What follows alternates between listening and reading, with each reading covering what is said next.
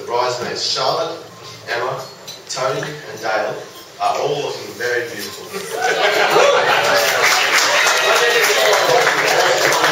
Toast to the bridesmaids, please.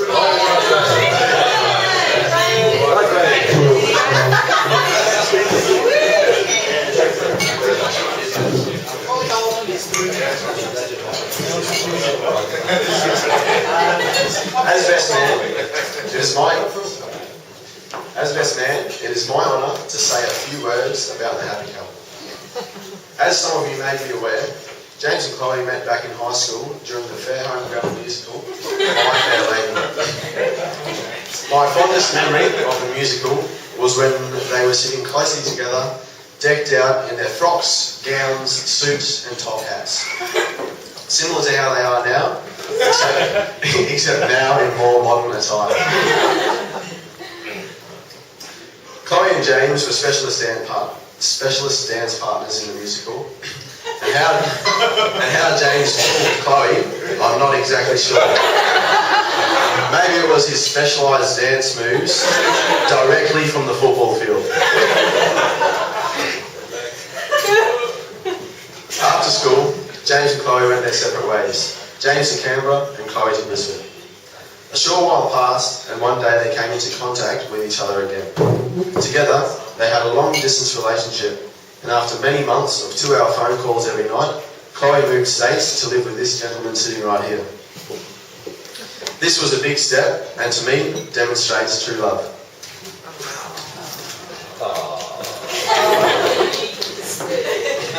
James's unique proposal technique, I'm convinced, won Cloe over within an instant.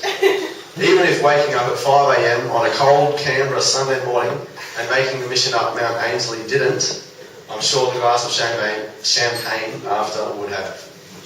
And the rest of the bottle. Cheers to James.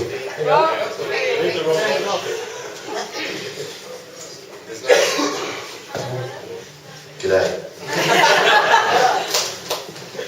Due to James being in the army, and me being his younger brother, there are always times in which he dares to practice his unarmed combat techniques against me.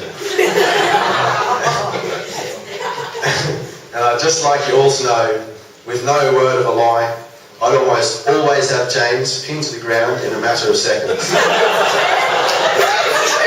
These babies don't come easily.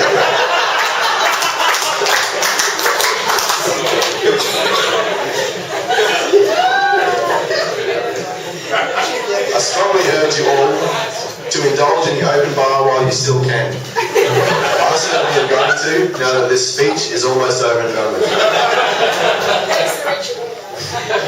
Even though Chloe already is, on behalf of the Pascoes, I'd like to officially welcome her to the family.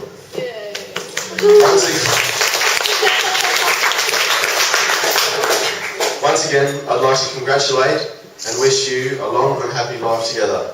I love you both. I'd like you all to join me again in a toast to Chloe and James, please. To the happy couple.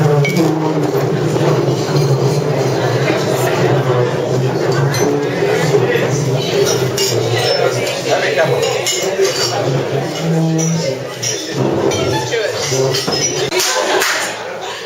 He's used to it. Sorry, he's used to it. But you know what they say, James? Always look at the prospective mother-in-law first, so you've been warned. I guess this is a time for Chloe's stories. Don't ever play I Spy with my daughter. I Spy with my little eye, something beginning with E. And then after an hour, you get, you guys, it's Accelerator. I think she was about 10 then, so.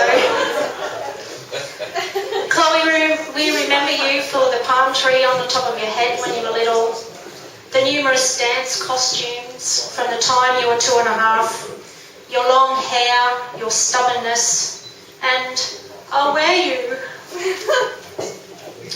Thank you, Alison and David, for your support and love for Chloe. Thank you, Ma, for always being there for all of us. To everyone who has travelled and to all who are with Chloe and James today, and those who could not be here, thank you for being a part of my daughter's life. Finally, I'd like to leave you with a few words of advice that were prepared for me by your grandfather Chloe. In your endeavour to find true happiness, sometimes you will be rewarded, sometimes you will be frustrated, sometimes you will need prayer, sometimes you will need trust. Sometimes you will need understanding, and sometimes you will need forgiveness. Sometimes you will need friendship. Sometimes we, hopefully, will be able to help. But remember always, you will need love. So it is with great honour that I welcome James into our family. I wish you both good health. I wish you happiness. I wish you riches in your very long life together.